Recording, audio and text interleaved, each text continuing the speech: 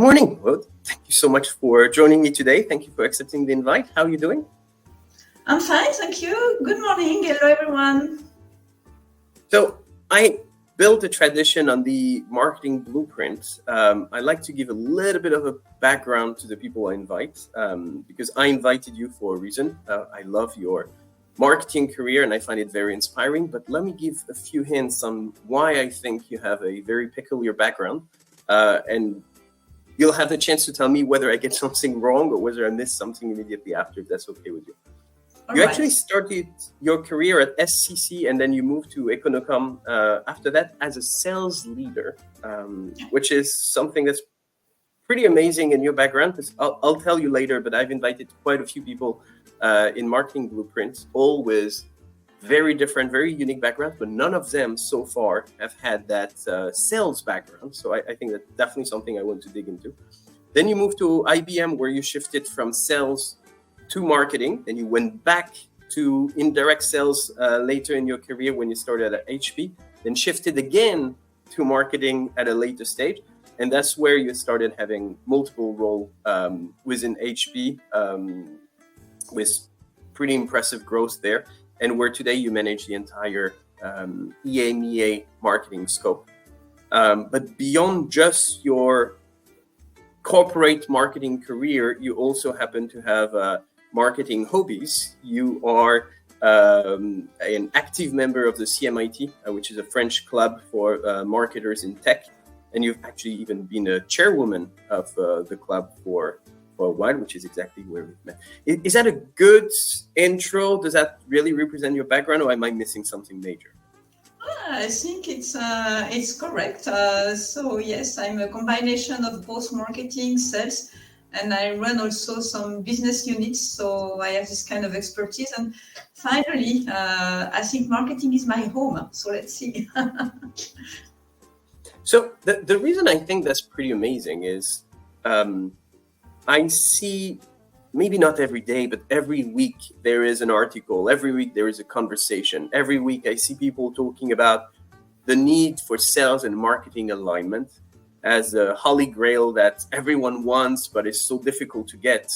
There is always conversations about sales and marketing speaking different languages, having different objectives, having a different view on how business should be run. There is, constant discussions around, is that MQL or is that an SQL? And how do you define what marketing should bring to the table? Is it easier to fix all these problems and have a clear view on sales and marketing alignment when you actually come from a sales background? Probably yes, but it's also a question of empathy. You mean putting yourself in someone else's shoes, even if you are not doing the same, performing the same situation in the same role. It's all about understanding each other. And not saying this is marketing against sales or the opposite. I mean, it's a question of common vision and shared goals, which is the most important, I would say. And that empathy, is that easier to get when you've already been in their shoes in the past? Or you think that's something that everyone could get? It's just a little more effort and empathy to get?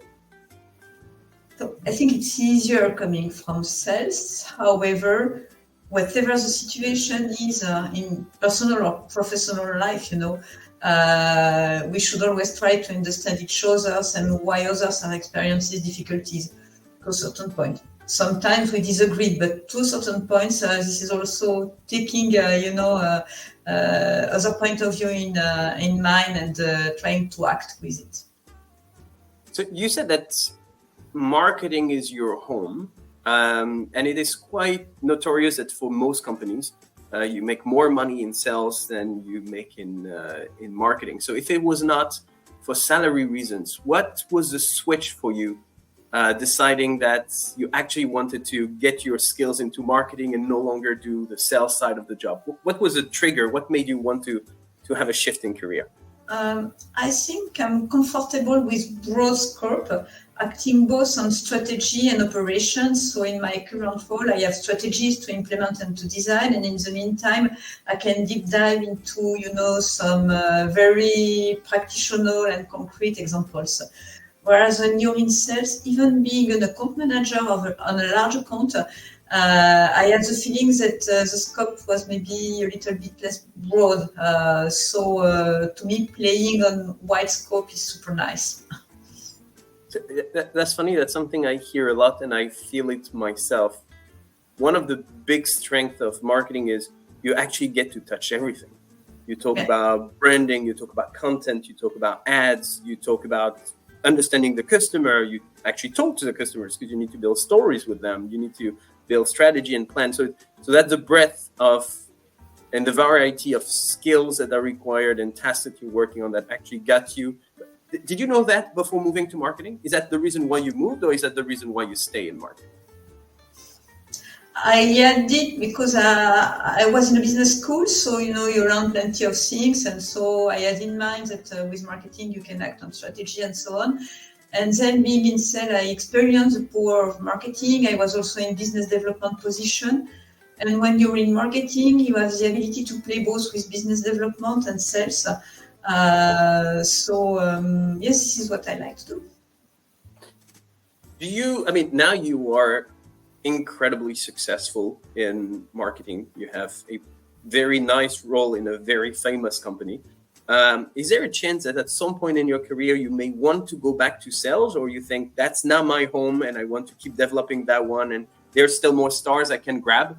Or could you eventually go back to sales at some point? I think I could.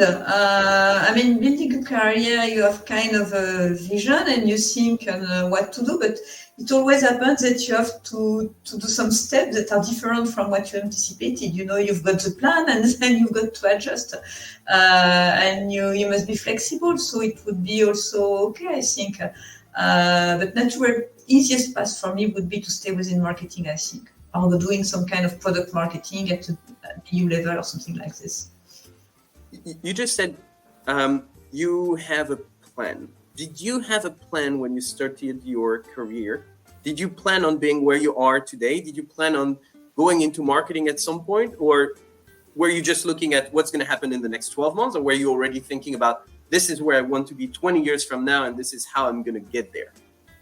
Well, what I was sure about is that I wanted to work in the technologies industry, which at that point was not that modern and fancy, but I liked it. I like figures, I like technologies, so that's why. And probably also in large companies. So I had in mind that working in an international environment would be great. And so starting with an international company after working for two nice French companies was very interesting, and it's easier to experience international skills. That was what I had in mind. Then you've got kind of a high-level vision of the situation where you want to project yourself, and it's never happened and you plan for it. So you just need to be ready and seize the opportunities.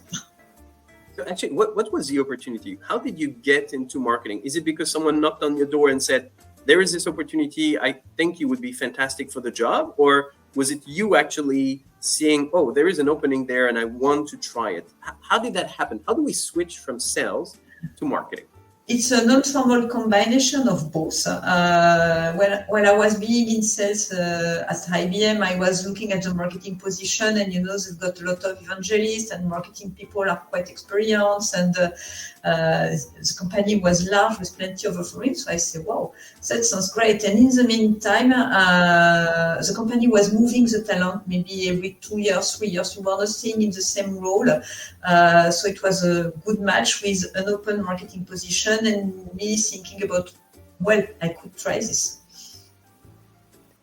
Okay. When I asked you earlier whether it was super helpful not to have worked in sales before. And the reason I'm asking this is I've interviewed quite a few CMOs and marketing leaders. And as I said, they all have very unique background. I've talked to one recently who came from the customer service in the early stages of his life. Another one was a consultant. A third one was working on translation and localization services. But one thing leading to another, they just ended up being marketing leaders or even CMOs at some point in their career. And one of the objectives of this podcast here is to try to give younger marketers inspiration, not necessarily younger marketers, actually, we all need inspiration at some point in our career anyway, But I'm wondering, the fact that you're coming from sales originally, is that something you would recommend younger marketers as a path? Do you feel like it's a strength and they should pursue it, or it just happened this way for you and people should just follow the flow of whatever opportunities shows on their path? I would say it's a strength, so it would be a good starting point. However, the most important things to do is to be curious, to stay curious and to be open-minded. And then you can start from marketing. But as you said, from sales, you mentioned people who were in the consulting area or, doing some kind of translation. That's a question of mindset, trying to just understand what's going on, understand the trends, and that's the power of marketing people, I think, being curious. I really like that you're saying this. A few weeks ago, I was interviewing someone called Marius Gamzer, whose biggest advice for people was be curious and try to understand every role within the company, not just sales, but try to, exactly what you were saying, show empathy, understand what they are doing, what their objectives are, what is their relationship with marketing, so that you can actually not only have a better understanding of the overall business, but also that could open new career path. Because once you understand better what others are doing, maybe there is something for you there. So it seems to perfectly align. How do you remain curious on a daily basis, touching so many different aspects of marketing? How do you keep yourself, up to date with the trends? How do you remain curious and open-minded to everything? Well, I'm not doing enough, right? I don't think I'm doing enough. First of all, is with being at 𝗁𝗵𝗶𝘀, the association you mentioned, so talking to other marketing people that are also in international position. We are lucky enough to have plenty of things on the internet. I mean, you can have blog articles, you can follow people, you can look at trends. So this is about reading, understanding about my industry, so the high technology industry, and what are the competitive areas and what is important. So I think it's about reading and talking to other people. I see something else in your background that may be one of the keys to your success today, and I'd like to ask you about this.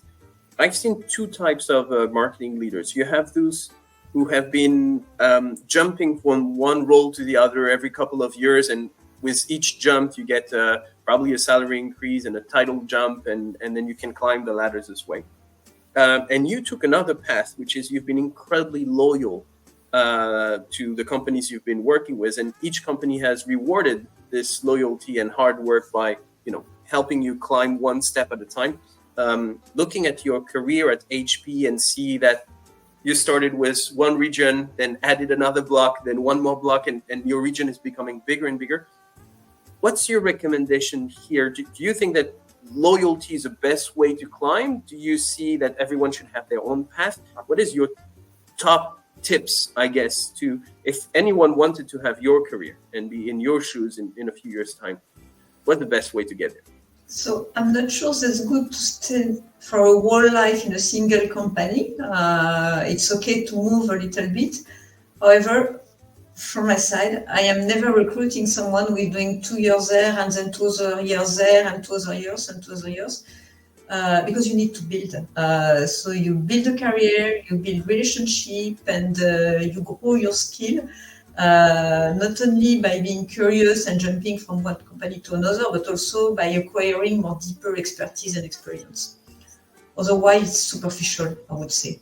So I would advise to not to stay maybe for the whole life, whole career in the same company, but not to try to move every time and very often. It's okay to have some move and to do nice salary jump, but it's never okay to try to reach out the next step in 2 years and 2 years and 2 years, because you are not learning that much at the end. You are just, flying over stuff and thinking that you're the best, and maybe it's not happening. So that would be my advice.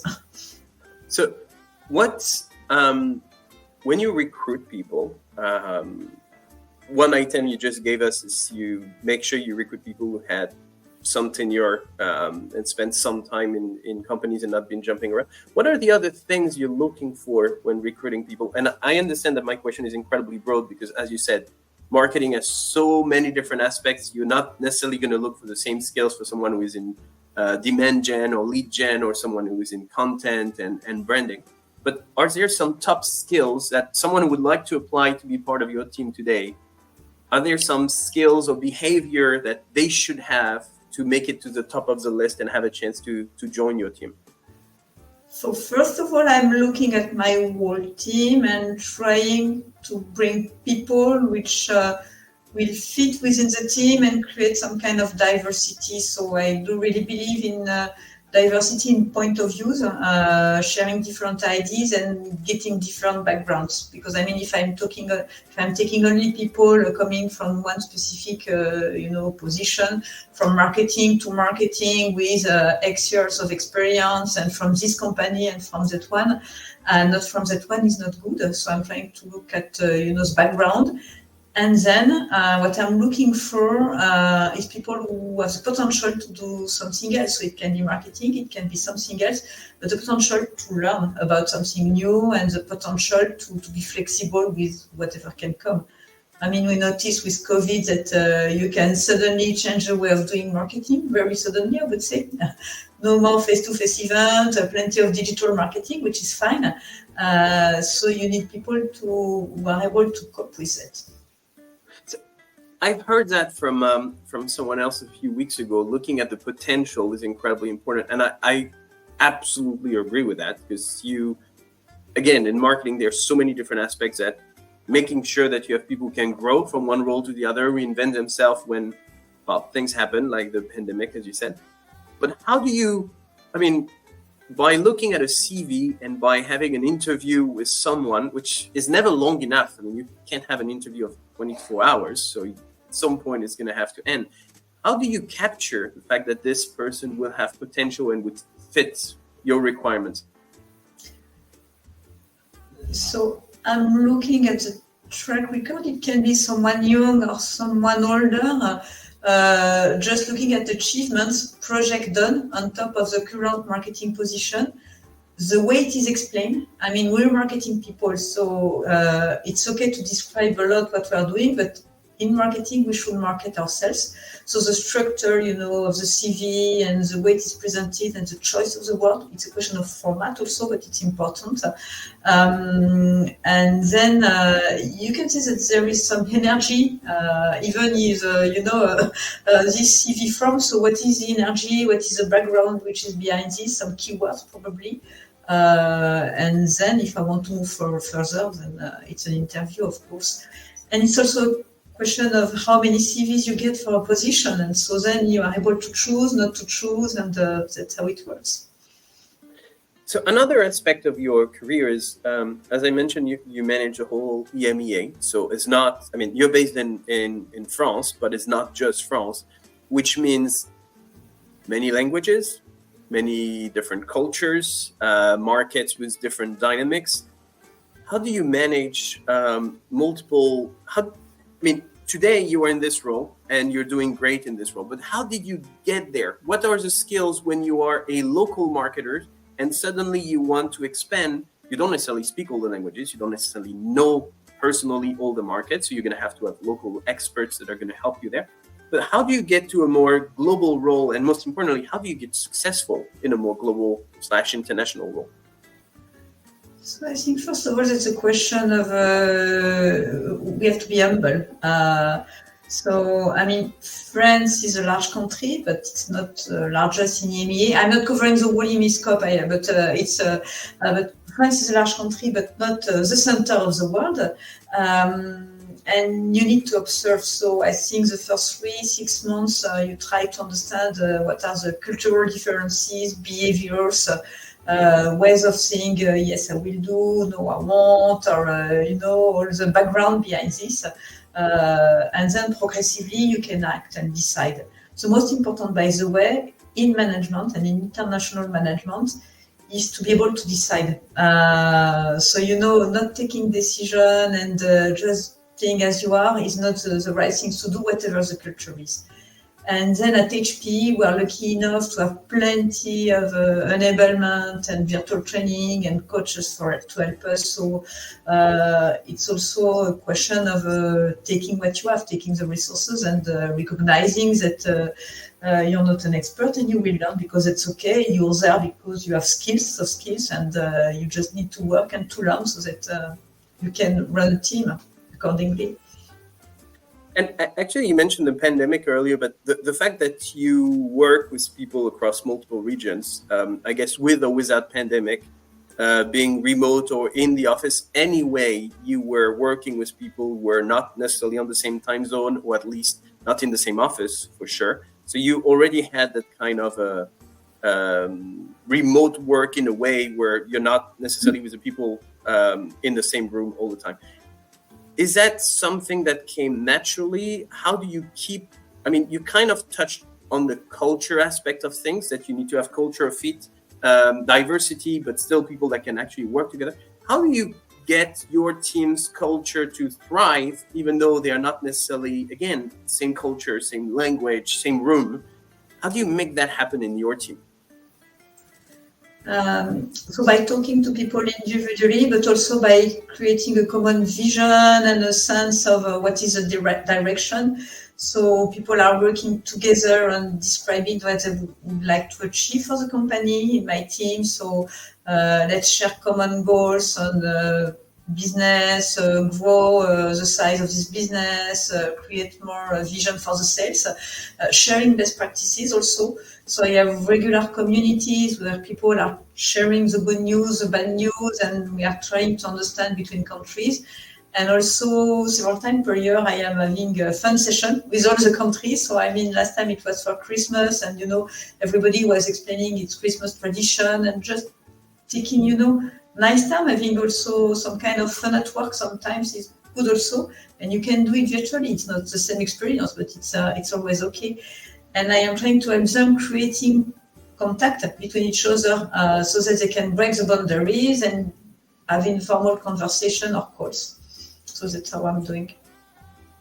So switching to an entirely different topic, something I mentioned earlier in your career is that on the side of your job, you're also a very active member of an association called the 𝘁𝗵𝗶𝘀 in France that is quite unique in a way that it brings together marketing leaders of the tech industry that have common issues, common questions, common challenges, and that not only can meet, network, and chat about these topics, but also the 𝘁𝗵𝗶𝘀 is pretty amazing in the way that it comes up with tons of trainings and workshops and all of that, so that you can stay on top of your game and learn from your peers.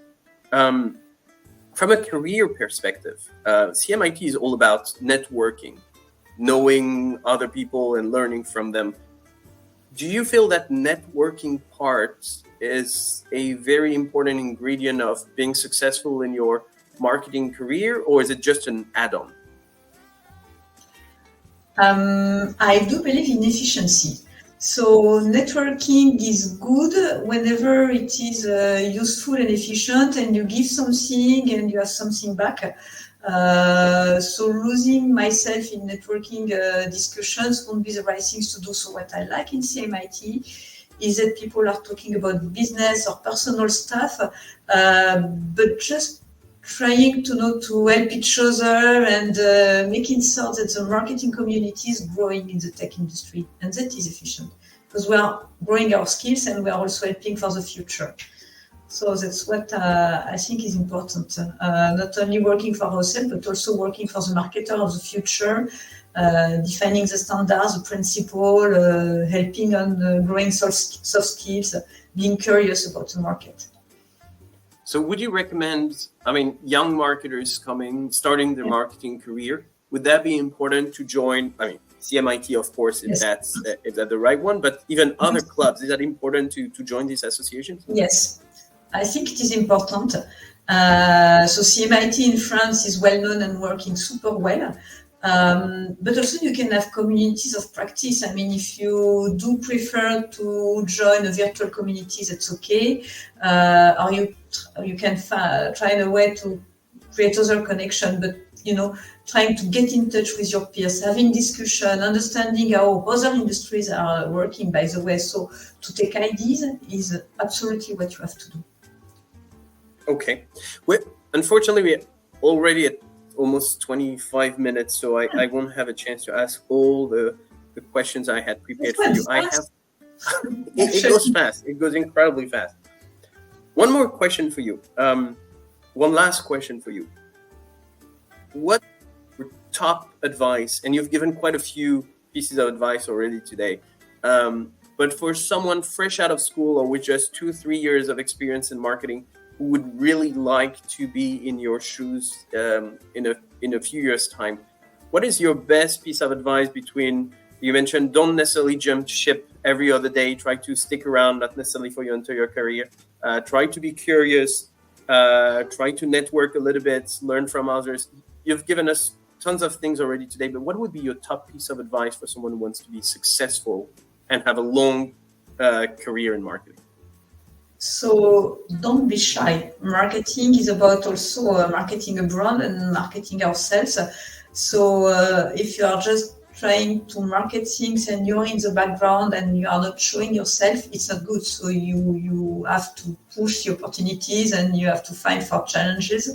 Chance is not coming by its own in a professional life. So you need to show yourself. That seems important. It's not always comfortable, so I would agree. Tell me about it. It's a fine balance between being humble but also not being shy, which is, I find it's a very thin line to be on, and it's kind of difficult not to fall one side or the other. That's exact. It's about thinking about the other, how they will perceive you. If you are too shy, no perception. If you are not humble, worrying. Exactly. Well, thank you so much for all the insights. I found it super inspiring, Maud. Thank you so much for sharing a little bit about your background, your story, your learnings, your insights. I hope that was a pleasant experience for you. Hey, it was pretty cool. Thank you for inviting me. Thank you so much. I'm very pleased. Well, thank you very much, everyone, for watching, and we'll see you in a couple of weeks' time. Bye, Maud. Bye.